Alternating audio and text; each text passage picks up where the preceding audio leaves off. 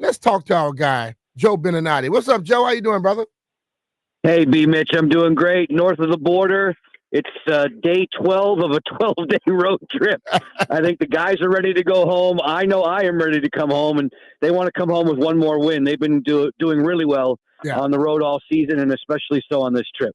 Joe, I think I mentioned to you before, I say, like in the past, I would see guys standing around waiting for Ovi to make plays. This team here, right now, they're not waiting around. He has a lot of help with him. And when on nights when he's not getting his goals with it, people are trying to take him out of it, his guys are stepping up for him. How much is that making this team even better? No, it's absolutely the right point, Brian. The team has greater depth this season. They just do. Sure, they always know that they can count on number 8 when the chips are down to provide goals. But this team has a collective group of offensive players that in the first 2 months of the season, they were downright frightening, BMitch. They were scoring goals at an alarming rate. That goal scoring number has come down a bit in the last 6 weeks, but to their betterment, they've played the league's best defense. All of a sudden now they're on top of the league in terms of goals against average. And as a result, they're right there with Winnipeg for the number 1 record in all the NHL. The depth of talent on this team is really good. And every coach, every scout, we're in Ottawa today. The first thing they talk about is Washington's size across the board, big, physical, heavy team, and the depth at which they can produce points. And those are good things, good attributes to have. Joe, just like the Commanders, where they are farther ahead than people thought. And at one point, it looked like the Caps were like getting to a point where they had their nucleus, but a lot of those guys started to get hurt and they were out. And they were going to have to rebuild. Are they farther along now than what you expected? Yeah, the interesting thing is they've never really used that word. They've never said rebuild. I think recalibrate. Brian, sure, all the substitutes, right? BMitch, but yeah, Brian McClellan used an expression in the offseason before he handed the reins off to Chris Patrick as general manager that they were going to try and thread the needle. Brian, it was threading the needle between putting a new lineup together, retooling, what have you, but also remaining consistent and remaining competitive. They didn't want to see Alex Ovechkin chase Wayne Gretzky's all-time goal-scoring record on a team that was way down in the dumps on a rebuild. As a result, they brought in 7 people in the offseason. They got younger. Their tempo of play is faster. They have threaded the needle perfectly to the point where now you're approaching the month of February and you're very much in consideration for President's Trophy for the best record in the NHL. You've been leading the Metro almost cover to cover. It's been wonderful to watch them work, and I think deservedly so. The coaching staff gets a great deal of the credit. Spencer Carberry has been fantastic. He and his staff have done a brilliant job of molding this team, which seemed to click right from the jump. How often do you see something like that? Normally, when a team is at this point and they try to get younger, things don't work out as easy. So this is a rarity, right? You mentioned it, Brian, though. You used the word core. There is and still is a tremendous core of players here from the championship winning days of 2018. Yeah, those numbers are dwindling, but those guys, the players I'm talking about specifically, Ovechkin, Carlson, Wilson, those guys still are very, very impactful inside that dressing room. And TJ Oshie, Nick Backstrom, who are no longer playing with the team, who are on injured reserve, are also here. And on a day-to-day basis, they're just a phone call away or just a meeting room away from giving their impact and their input. And this team, I think, as it was constructed, was built to gel as fast as possible. And that's what they've done. There's been no mention of getting on the same page. They've been together as a unit from training camp and all throughout it. There's been no lull. That's the thing that scares me, is that they haven't had the 3 or 4 game lull. There's no team that's been better after a loss this season. They're scary after they don't let one loss beat them twice. That's what they've been doing throughout. And I hope that they can continue that over the remaining, 32 games of the season, 31 games of the season. Logan Thompson, they extended him? Deservedly so, BMitch, and handsomely so. And I think if Logan got to the open market in the summertime, if he got to July 1 as a free agent, he probably would have brought in even more dollars than what he's coming in at. I believe it was 35.1 over 6 years. Obviously, this is an organization that meant a lot to Logan. It gave him an opportunity in a development camp a long, long time ago.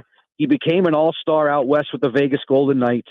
He's come to Washington. He's playing barely at the league minimum and has performed like the Vezina Trophy winner. And honestly, I could tell you he's an MVP discussion. Yeah. He's been that good over the last 6 weeks where, if you're the top player on the top team, you deserve to be in the MVP discussion.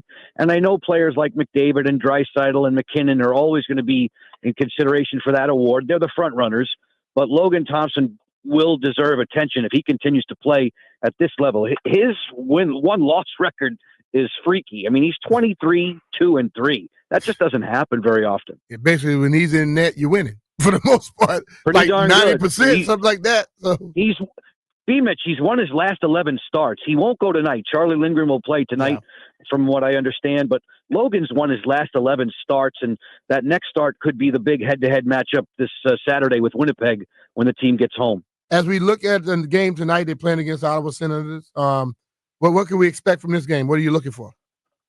The funny thing is, 2 weeks ago it was Logan Thompson. Logan Thompson shut the Senators out here 2 weeks ago. It was a 0-0 game. You don't see that very often through 60 minutes. Alex Ovechkin won the game with an overtime game winner. Alex is so opportunistic, BMitch. You don't see this is not 25-year-old Alex Ovechkin anymore. This is 39-year-old Alex Ovechkin coming off of a significant leg injury. So the mobility isn't as electric as it used to be, but he is more opportunistic than ever. He's a very heady, smart player. He knows where to be, and his shot is extraordinary. So if you give him a chance, he buries the game winner. This team is interesting. Ottawa is a very, very fast team. So I think matchup-wise, it'll be an attractive game to watch tonight on Monumental Sports Network. But the thing about Alex, like people look for one thing. He's been around so long now, man. He knows how to change it up on you a little bit. He's like the pitchers from back in the day with the Atlanta Braves. They didn't throw it very hard. He knew where to place it, and Ovi knows where to place it. Like that, the one he scored in overtime, it was the top net, right? Absolutely. Yeah. Down the off wing, high on the blocker side. I'm going to start calling Alex Ovechkin Maddox and Glavin now, thanks to you. Oh man, look, the dude is great. I liked hockey because it was physical, but when I saw him, I really got into it because I loved it at that point. Because you watch a dude that big that can skate like that and move like that, you got to be thoroughly impressed with it. But so many times early in his career, people would come up to me. He's what, maybe 5'10", 190 pounds. I say, no. He's a Mack truck. He's like 6'3", 235 with all those moves. Oh, middle linebacker. Brian, he used to hit like a linebacker on skates. Yeah. I think for self-preservation, he doesn't hit nearly as much, but he can still rock you. Oh, yeah, he can definitely do that. So, Joe, we all expect Alex to break this record, and I'm thinking it's going to be this season, to be honest with you. As you look at it and you look at how he's been doing, and, he could go on these spurts now, and I think another spurt or two are coming. When do you have like the expectation or a time when you think this could possibly happen? Because I know those tickets going to be high as hell. Yeah, I don't want to go. I don't want to go there with you just yet, Brian. I don't want to. I'm trying not to sit on the fence with you here. It's just he would need to get smoking hot in the remaining games of the regular season to get there. Nothing would surprise me though, because he's done absolutely everything you can imagine in the last 20 years to make the eyes pop out of your head. He's just when you say no, it's going to happen next year. Boom, he'll go on a run where he gets 10 goals in a week and brings that target number closer and closer. Right now, as I sit here in Ottawa, I'm more prone to think that it might happen early next season. But again, he's the kind of player who is a streak jump shooter. He's the guy you camp him out behind the 3-point line and he'll hit 12 in a row. And if that happens, then we will be talking about something, late March, early April, where he could be on the precipice of it. From what I see, I expect him to be in the mix, in the neighborhood, but I don't know about this season, Brian. I just don't. That's just me. Like I said, all it takes, though, is 1 6 or 7 goal week, and then we're right back to talking about, well, where are the projections going to fall? If it's going to happen, I think it's more likely late March, early April. But in my gut thinks it's early fall next season. That fluke injury, man, messed up things. Now, exactly right. If that doesn't happen, he was playing so gosh darn well. If that doesn't happen in Utah in November, then we would be having the conversation. We would definitely be on the watch. That injury was significant. It sidetracked him. His mobility is coming back. He's skating better, but he was moving much better before the injury. And that did curtail some of this. Now, Joe, I know when you're out on the road, you like to go on nice dinners, drink some nice wine. What's been the best dinner and the best wine you've had since you've been on that Canadian tour? We've only been on the road 12 days, so there are a few meals to consider. Brian, I'll go back to just last night. All right. Just last night here in Ottawa, a restaurant called Fratelli. A really, really nice veal marsala dish that was awesome with a nice glass of ripasso. It hit the spot. Oh, there you go. So right now, I'm getting my wife into it, drinking more wine. So what is because she used to be she liked all the fruity stuff. I told her she liked Kool-Aid, and now she's trying to try out the good stuff.